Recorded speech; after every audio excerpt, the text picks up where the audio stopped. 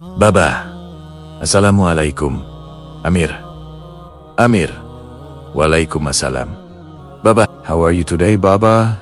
Alhamdulillah. I'm good, my son. How about you, Amir?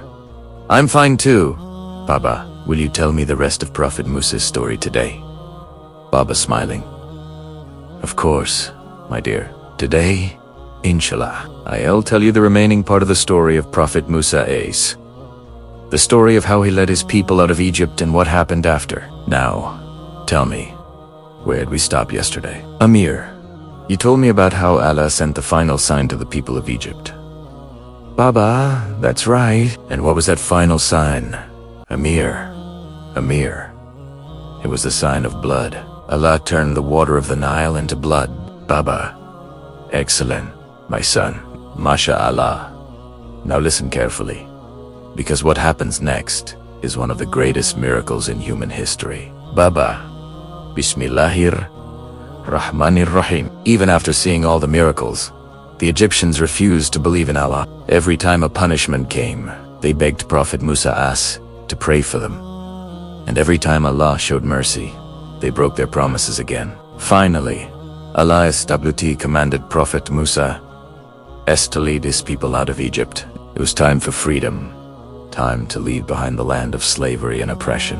So, in the darkness of the night, Prophet Musa AS gathered the children of Israel. They carried what little they had, their clothes, food, and jewelry, and quietly began their journey. This great migration is known as the Exodus.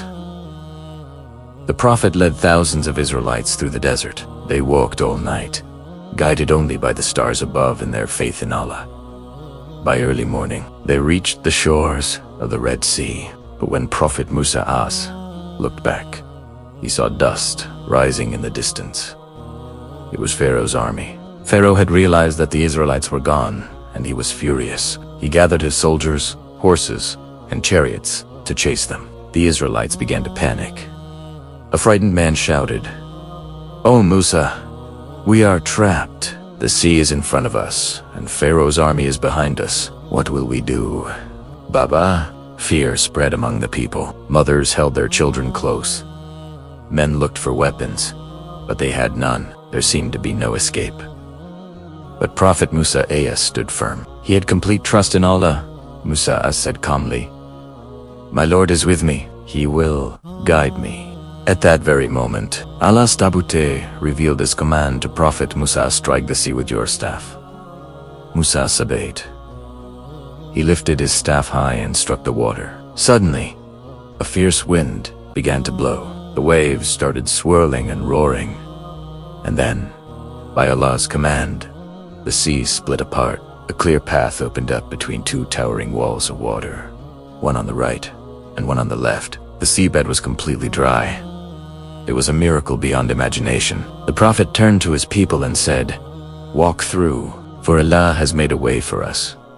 The Israelites crossed the sea, walking on dry land, while the mighty waves stood still beside them like giant mountains. When the last of the Israelites crossed safely, Prophet Musa AS turned around and saw Pharaoh's army approaching. Pharaoh saw the miracle too, but instead of believing, his pride blinded him.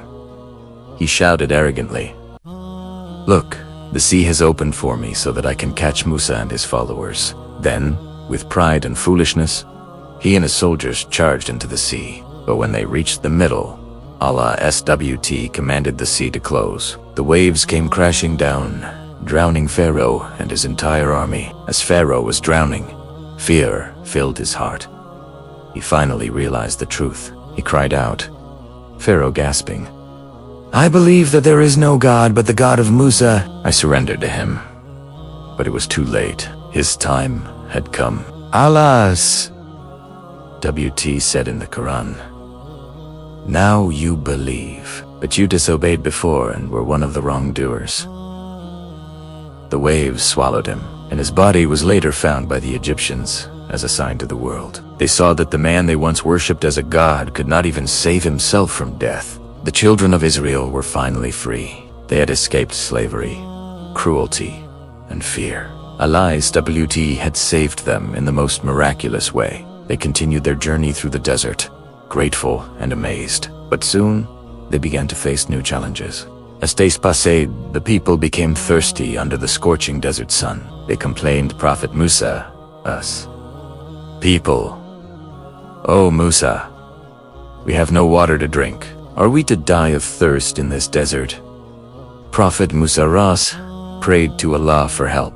Then Allah SWT commanded him to strike a rock with his staff. Musa AS did so, and from the rock, 12 springs of water gushed forth. Each spring was for one of the 12 tribes of Israel. No one fought over water, and everyone drank until they were satisfied. As days passed, the people became thirsty under the scorching desert sun. They complained to Prophet Musa AS. People, "O Musa, we have no water to drink. Are we to die of thirst in this desert?" Prophet Musa AS prayed to Allah for help.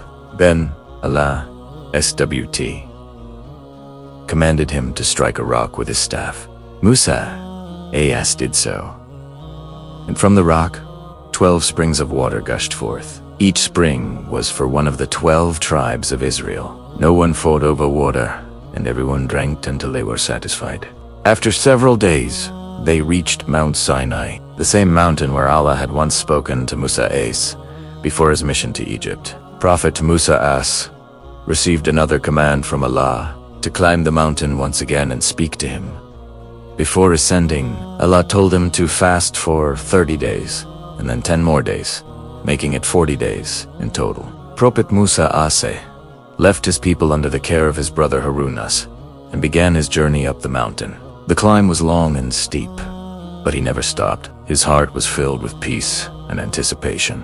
At the top, Allah SWT revealed to him 2 stone tablets containing divine commandments, special laws that would guide and govern the children of Israel.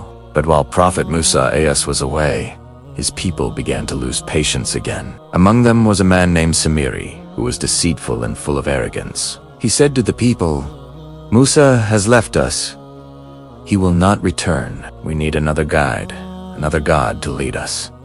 The people foolishly agreed. Samiri collected their gold jewelry, melted it in fire, and shaped a golden calf. It told him, "This is your God, the God of Musa." The Israelites began to dance and worship the golden calf. Only a few stayed true and refused to join in. Prophet Harun AS, though afraid, stood up and said, "Harun AS, O my people, you are committing a great sin.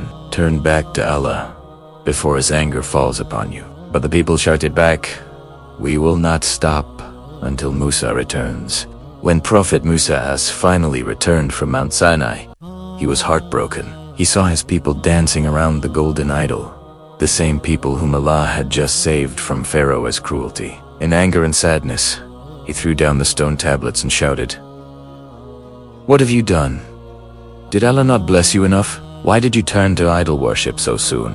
He grabbed his brother Harun by the beard and hair, saying, "O Harun, what stopped you when you saw them going astray?" Harun cried, "Oh, son of my mother, please let go. They almost killed me." I tried to stop him. Prophet Musa AS realized Harun was innocent. He calmed down and prayed for forgiveness for both himself and his brother. Then he called Samiri and said, "Get away from here. You will live the rest of your life alone, away from people. This is your punishment." Samiri was cast into exile forever. To seek Allah's forgiveness for his people, Prophet Musa AS selected 70 leaders from among the Israelites and led them to Mount Sinai once again. He told them, "Come with me to repent and seek forgiveness from Allah." When they reached the mountain, Musa went ahead to communicate with Allah, while the others waited behind. They could hear him speaking but could not see Allah. Yet, even after all they had witnessed, they said arrogantly, "O Musa, we will not believe in you until we see Allah with our own eyes." Their stubbornness angered Allah. Suddenly, a powerful thunderbolt struck them, followed by a violent earthquake, killing all 70 of them instantly. Prophet Musa AS fell to his knees, crying, "Oh my Lord, they were the best among my people. What will I say to the rest of them?" Allah, in his mercy, accepted Musa's prayer and brought them back to life. Even after all this, the Israelites remained stubborn and disobedient. Because of their constant sin and rebellion, Allah SWT decreed that they would wander in the desert for 40 years before reaching the promised land.